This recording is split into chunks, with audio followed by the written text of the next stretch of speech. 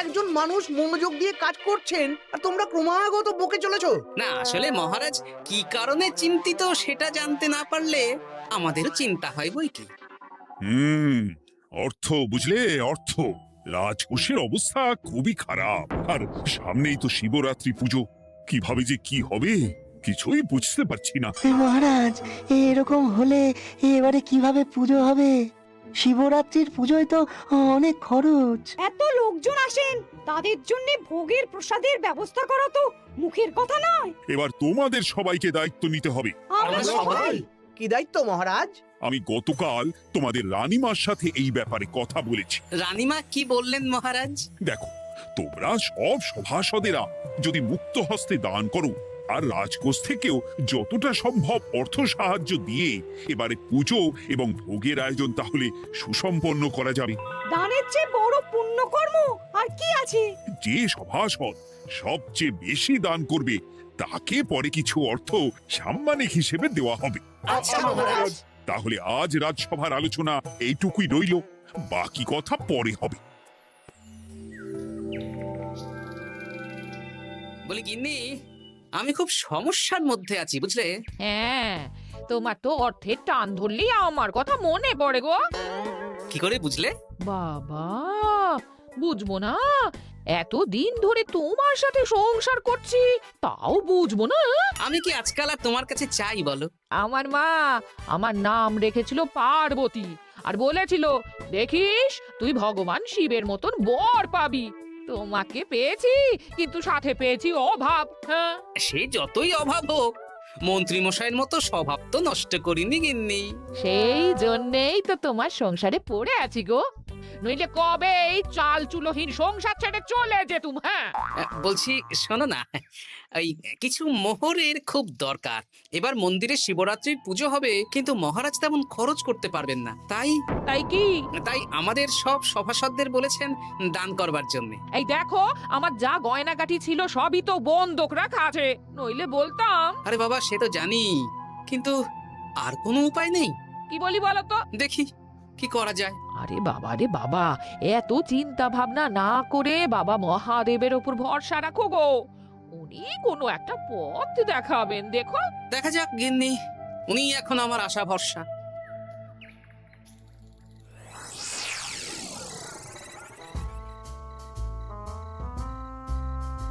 আরে মন্ত্রী মশাই, আপনি তখন থেকে শুধু এদিক ওদিক করছেন কেন বলুন তো? তা কি করব? না, আমরা তো বুঝতে পারছি না আপনার কি হলো। জীবনে অনেক অপমানিত হয়েছি, অনেক মার খেয়েছি, এবার সম্মান চাই। আর কেউ সম্মান না করলেও আমরা কিন্তু আপনাকে বেশ সম্মান করি মন্ত্রী মশাই। তোদের সম্মান আর মহারাজের সম্মানের মধ্যে অনেক পার্থক্য আছে। না, ওই ছোট মুখে বড় কথা বলছি মন্ত্রী মশাই, ক্ষমা করবেন। হ্যাঁ, মহারাজ আপনাকে কেন সম্মান করবেন? সামনে শিবরাত্রি, প্রত্যেক বছরের মতন এবছরেও গ্রামের মন্দিরে রাজবাড়ির তত্ত্বাবধানে পুজো হবে, আর সেই পুজোয় আমাকে দান করতে হবে। তা করুন, আপনার কি অর্থের অভাব নাকি? আরে বাবা, সব অর্থ দিয়েই তো তোদের গিন্নিমার গয়না বানিয়ে দিয়েছি, আমার হাতে আর আছে কই? ও, এই সামান্য ব্যাপার। আপনি মাছের তেলে মাছ ভাজুন। হ্যাঁ, আমিও তো তাই বলতে চাইছি। খোলসা করে বলতো তুই কি বলতে চাইছিস? মানে আমি বলতে চাইছি, আপনি আমাদের দায়িত্ব দিন, আমরা রাজ্যবাসীদের থেকে চাঁদা তুলবো, ভিক্ষে করব। আরো অনেক কায়দা করে অর্থ উপার্জন করে আপনার হাতে দেব, আর সেই অর্থ আপনি নিজের বলে চালিয়ে দেবেন। ব্যাস, তাহলে তো আমার 90% চিন্তাই মাথা থেকে নেমে গেল। ব্যাস, আর কোনো চিন্তা নেই।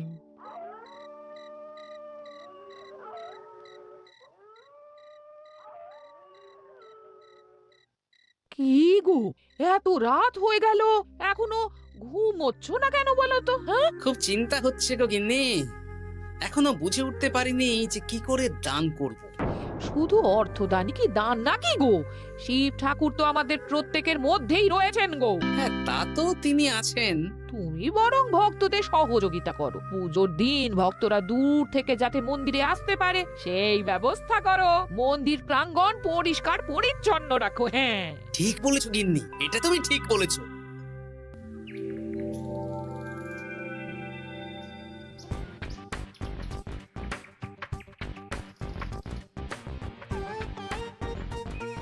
এই যে বাড়িতে কে আছেন? মন্ত্রী মশাই বলুন। হ্যাঁ, তা প্রত্যেক বছরের মতন এই বছরেও তো শিবরাত্রি উপলক্ষে মন্দিরে পুজো হচ্ছে, জানেন তো?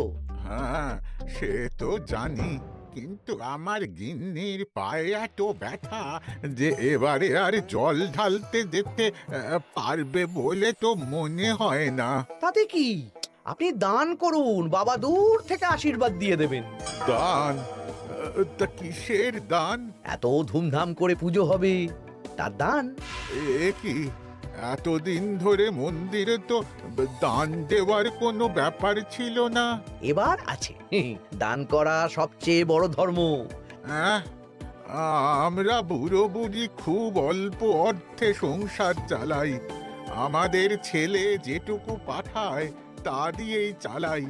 আমরা আর কি দান করব মন্ত্রী মশাই? দরকার হলে কদিন না খেয়ে থাকবেন, বাবার নামে উপোস করবেন, আর যে দান করবে না আমি তাকে এই রাজ্যে থাকতে দেব না। ওরে বাবা রে, দিচ্ছি দিচ্ছি দিচ্ছি। আর শুনুন, এই দানের ব্যাপারটা যেন 5 কান না হয়, নইলে কিন্তু। ওরে বাবা, না না না, ঠিক আছে ঠিক আছে। আজকে সারাদিনে ভালোই রোজগার হয়েছে, কি বলিস বটা?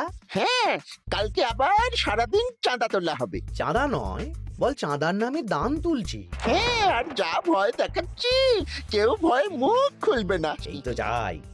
এরকম চলতে থাকলেই আমাকে সেরার সেরা দানি হওয়া থেকে কেউ আটকাতে পারবে না। এই তুমি এই ভর দুপুরে বস্তা কাঁধে নিয়ে কোথায় যাচ্ছ গো? একটু জঙ্গলের দিকে যাচ্ছি গিন্নি, শুকনো কাঠ নিয়ে আসি। পুজোর দিন তো ভোগের রান্না করতে জ্বালানি লাগবে, দেখি শুকনো কাঠ নিয়ে রাজবাড়িতে দিয়ে আসবো। বেশ বেশ বেশ, যাও। হে দেবাদিদেব মহাদেব, তুমি একটু দেখো বাবা।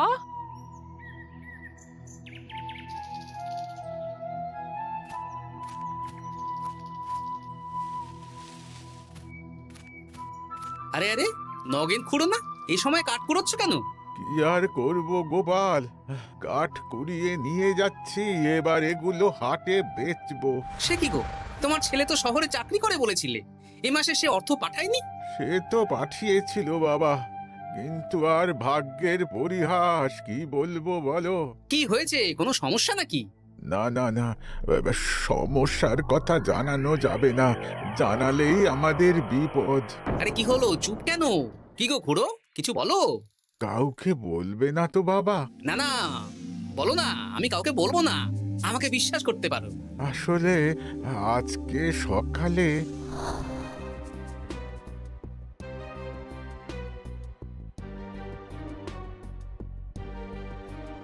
হ্যাঁ, মন্ত্রী মশাই? হ্যাঁ, শুধু আমাদের বাড়ি থেকে না, গ্রামের সব বাড়ি থেকে তুলেছে। ঠিক আছে খুড়ো, তুমি নিশ্চিন্তে থাকো। আর আমার চিন্তার শেষ নেই। আমার গিন্নির কদিন ধরে এত পায়ে ব্যথা যে এবারে অতটা হেঁটে মন্দিরে বাবার মাথায় দুধ ঢালতে যেতে পারবে না। ঠিক আছে, তুমি একদম চিন্তা করো না, আমি দেখছি কি করা যায়।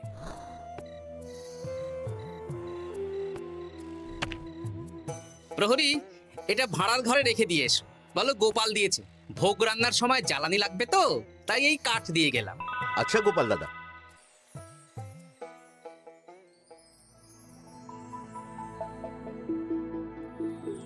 তারপর সবাই কিছু অর্থের জোগান করতে পারলে? মহারাজ, আমি 5 মোহর অর্থ সাহায্য করতে চাই। আমিও 5 মোহর মহারাজ। বেশ গোপাল। মহারাজ, এখন আমার হাত একদম খালি, তাই আমি অন্যভাবে সহযোগিতা করার চেষ্টা করছি। কিরকম? এই তো গতকাল আমি 1 বস্তা কাঠ দিয়ে গিয়েছি, আজকে আরো দেব। তারপর আগামীকাল মন্দির চত্বর পরিষ্কার করব, আগাছা পরিষ্কার করব, পুজোর দিন ভিড় সামলাবো, যারা দূর থেকে আসবে তাদের একটা গরুর গাড়ি করে নিয়ে আসবো। আচ্ছা বেশ বেশ, কর। মন্ত্রী? মহারাজ, এই নিন, এতে 200 মোহর আছে, আমি আরো দান করব, আপনি কোনো চিন্তা করবেন না মহারাজ। বাহ বাহ বাহ বাহ, এ তো বিশাল ব্যাপার। আমি জীবনে অনেক পাপ করেছি, তাই এখন দান করে একটু যদি পুণ্য লাভ হয় সেটাই আশা। বেশ বেশ, পণ্ডিত তুমি আর রাজবৈদ্য তাহলে পুজোর দশকর্মা দ্রব্যাদি কেনাকাটা শুরু করো। এখন ধারে নিয়ে আসবে, পুজোর পরে সব শোধ করে দেওয়া হবে। আচ্ছা মহারাজ, ঠিক আছে।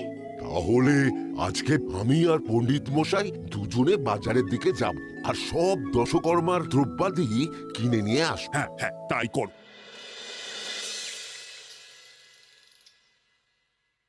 এই ঘটা পুঁটির বাবা একটা কানা করিও চাঁদা দেয়নি। হ্যাঁ, আমার মাথায় একটা বুদ্ধি আছে। কি বুদ্ধি? দেখ, ওদের বাড়ির বাইরে একটা শাড়ি ঝুলছে।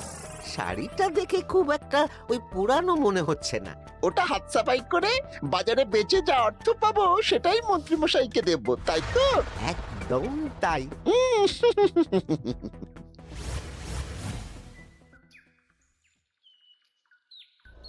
হাই পুটি, দেখ তোদের বাড়ি থেকে বটা ঘটা কাকা শাড়ি চুরি করছে। হ্যাঁ তাই তো। ন্যাপলা ওরে বাবা রে, মরে গেলাম রে, ওরে মরে গেলাম। পালাও, পালাও, পালাও। ওরে বাবা। এই কি হয়েছে রে? চিৎকার করছিস কেন? আর বটা ওভাবে পালালো কেন? এই গোটা গোটা কাকা ওই পুটির মায়ের শাড়ি চুরি করে পালাচ্ছিল, আমরা ধরে ফেলেছি। সাব্বাস, এই তো চাই। তার মানে মন্ত্রী মশাই এখন দান করার জন্য চুরিও করাচ্ছে। বাহ, কি ভাবছো গোপাল দাদা? না কিছু না। আচ্ছা পুটির বাবা, তোমাদের বাড়ি মন্ত্রী মশাই চাঁদা তুলতে আসেননি? এসেছিলেন তো, কিন্তু আমি বলে দিয়েছি আমি পারবো না। নিজেদের বীজ ধান কেনার অর্থ নেই, চাঁদা দেবো কি করে? আচ্ছা, এই ব্যাপার, এবার বুঝতে পেরেছি। অনেক ভয় দেখালেন, চমকালেন, কিন্তু কিচ্ছু দিইনি। তাই বটা ঘটা চুরি করতে এসেছি। বুঝেছি। বেশ, এই সাবধানে থেকো। কিভাবে যে সংসার চালাবো?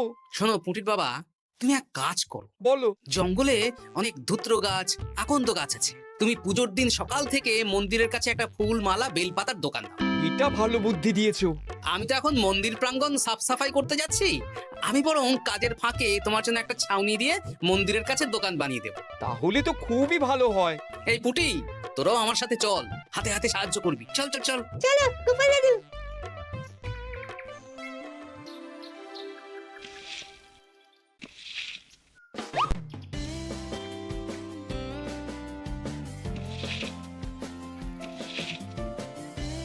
দাদু, এই জায়গাটা গর্ত আছে, তাই মাটি নিয়ে এলাম।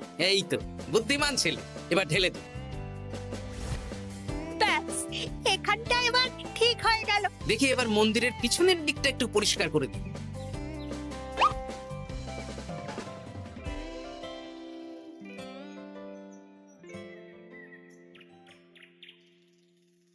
জয় মহাদেব।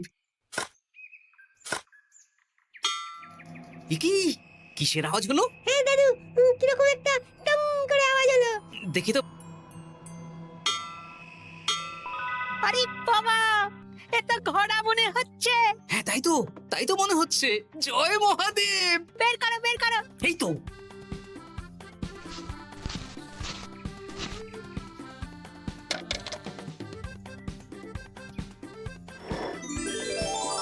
ও দাদু, এ তো সোনার মোহর। জয় মহাদেব, তুমি সত্যি আছো প্রভু, তুমি সত্যি আছো। একই দাদু, তুমি কাঁদছো কেন? সবই মহাদেবের কৃপা। মহারাজ বলেছিলেন দান করতে, মহাদেব নিজেই নিজের পুজোর ব্যবস্থা করে নিলেন রে। হ্যাঁ, তাই তো দেখছি দাদু। তবে শোন, এই কথাটা কাউকে বলিস না। আচ্ছা গোপাল দাদু, আমরা কাউকে বলবো না। হ্যাঁ।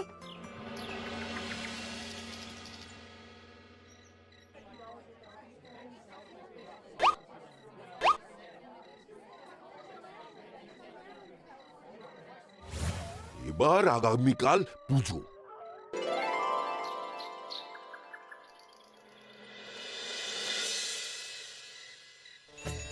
জয় শিব শম্ভু, হর হর মহাদেব। হে প্রভু, হে মহাদেব, জগতের কল্যাণ করো ভোলানাথ। জয় শিব শম্ভু। জয় জয় শিব শম্ভু, জয় শিব শম্ভু। বাবা দেখো বাবা। বাহ বাহ বাহ বাহ, এই তো সব ভালোই হচ্ছে। ভালো তো হবেই মহারাজ, আমি যা দান করেছি, পুজো পাঠ এবারে ধুমধাম করে হবে। দান করে অত অহংকার করতে নেই মন্ত্রী। এক হাতে দান করলে আরেক হাতকে জানাতে নেই, বুঝলে? বুঝেছি মহারাজ।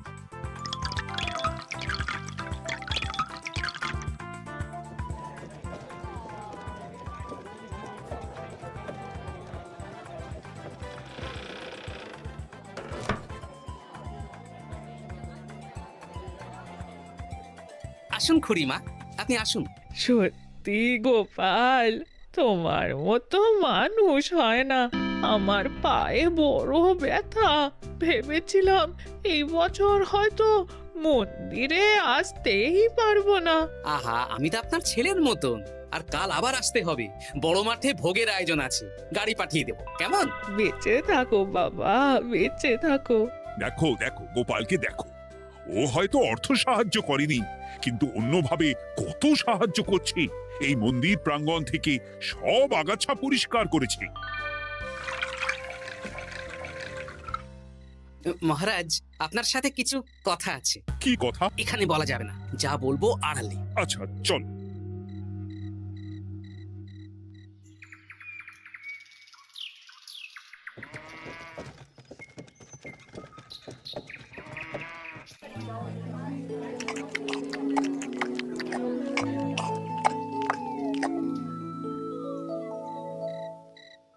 আজ সান্ধ্য সভায় সবাইকে আমি ডাকলাম, তার একটাই কারণ। কি কারণ মহারাজ? কি বলবেন আজ? গতকাল শিবরাত্রির পুজো আর আজ বেলার পুজোর ভোগ গ্রহণ পর্ব বেশ ভালোভাবেই সুসম্পন্ন হলো। এতে আমি খুব খুশি ও শান্তি পেয়েছি। তাই মহারাজ আমাকে সম্মান প্রদান করবেন, তাই তো? আমার মনে হয় আমি সবচেয়ে বেশি দান করেছি। না, তুমি তো কোনো নিঃস্বার্থ দানই করনি। মানে আমি যে কত মোহর দিলাম। ওগুলো তো লোকজনকে ভয় দেখিয়ে দানের নামে চাঁদা তুলে দিয়েছো। সেরেছে, সব জেনে গেছেন। হ্যাঁ, সেই জন্য সম্মান নয়, তোমাকে শাস্তি দেওয়া হবে। ওরে বাবা রে, ভুল হয়ে গেছে, ভুল হয়ে গেছে। ক্ষমা করুন মহারাজ, ক্ষমা করুন। এসব ক্ষমার অযোগ্য ভুল। যাই হোক, মহাদেবের কৃপায় মহাদেবের পুজো হয়েছে। তুমি যে অর্থ লোকজনের কাছ থেকে তুলেছিলে সেটা লোকজনের মধ্যেই বিলিয়ে দেওয়া হবে। তাহলে পুজোয় যা খরচ হলো তার বকেয়া কিভাবে মেটাবেন? সেটার ব্যবস্থা তো স্বয়ং মহাদেব করেছেন মন্ত্রী মশাই। হ্যাঁ, মহাদেব কিভাবে? আমি একদিন বিকেল বেলা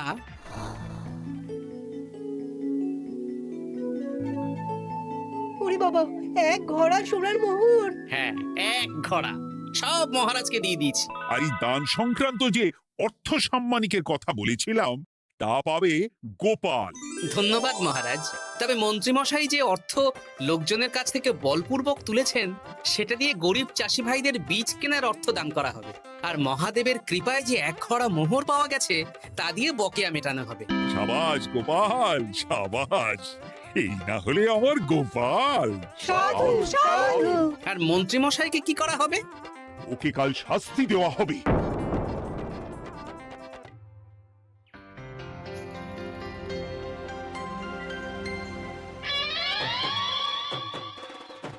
ও মহাদেব, ও শিব ঠাকুর, আমাকে ক্ষমা করে দিন, ক্ষমা করে দিন আমাকে।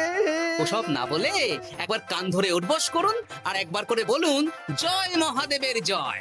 জয় মহাদেবের জয়, জয় মহাদেবের জয়, জয় মহাদেবের জয়। সবই মহাদেবের দান।